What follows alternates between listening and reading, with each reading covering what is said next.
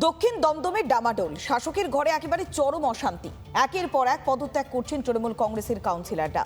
যদিও তা নিয়ে মাথা ব্যথা নেই সাধারণ বাসিন্দাদের। তারা বলছেন পুরো পরিষেবা থেকে তারা দিনের পর দিন বঞ্চিত। দক্ষিণ দমদম পৌরসভায় একটা পদত্যাগের নাটক চলছে। মূলত দর কষাকষির জন্য চলছে এই কাজ।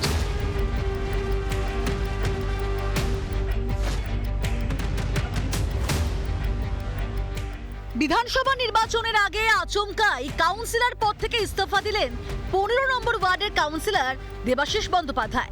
এলাকার শিক্ষামন্ত্রী ব্রাত্য বসুর ঘনিষ্ঠ হিসেবে পরিচিত তিনি।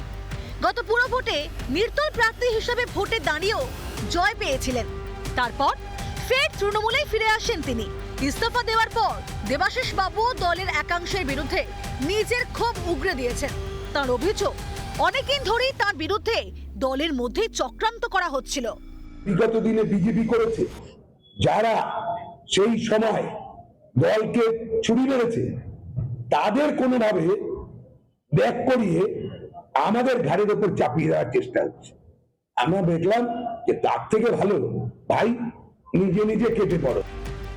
এ বিষয়ে প্রতিক্রিয়া দিতে গিয়ে দমদম টাউন তৃণমূল সভাপতি ও ওই পুরসভারই 14 নম্বর ওয়ার্ডের কাউন্সিলর সুকান্ত সেন শর্মাও দেবাশিসের পাশেই দাঁড়িয়েছেন।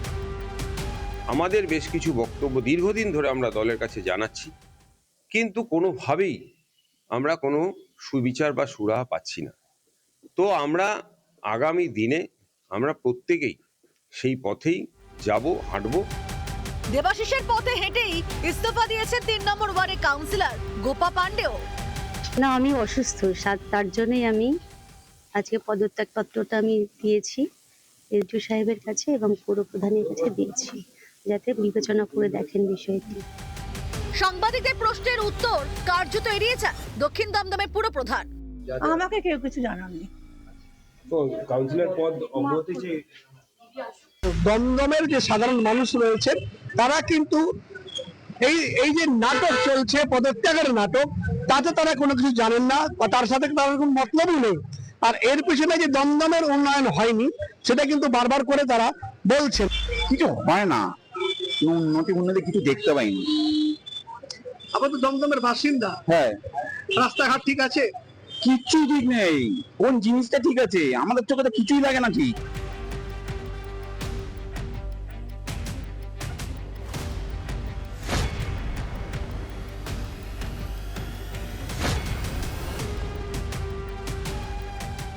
আজকে একজন রেজিগনেশন দিয়েছেন পৌর প্রতিনিধি।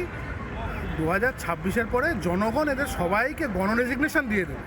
তো এই জন্য এটা তাদের আভ্যন্তরীণ ব্যাপার, তাদের মন্ত্রীদের লড়াই, তারা লড়াই করুক। যিনি দমদমের বিধায়ক ব্রাত্য বসু এবং এর অন্যদিকে যেটা রয়েছে যে পার্থ ভৌমিক, অর্থাৎ যিনি এখানকার উত্তর চব্বিশ পরগনার দায়িত্বে রয়েছেন, তার মধ্যে যে একটা দর কষাকষি, তার জন্য কিন্তু এই একটা যে নাটক, সেই নাটকটা চলছে পদত্যাগের। আনন্দমোহন ঝা, রিপাবলিক বাংলা। নানা ধরনের কন্টেন্ট দেখার জন্য লাইক করুন, শেয়ার করুন আমাদের ফেসবুক পেজ, সাবস্ক্রাইব করুন আমাদের ইউটিউব চ্যানেল। পাশাপাশি অন্যান্য ব্রেকিং নিউজের জন্য অবশ্যই চোখ রাখুন রিপাবলিক বাংলায়।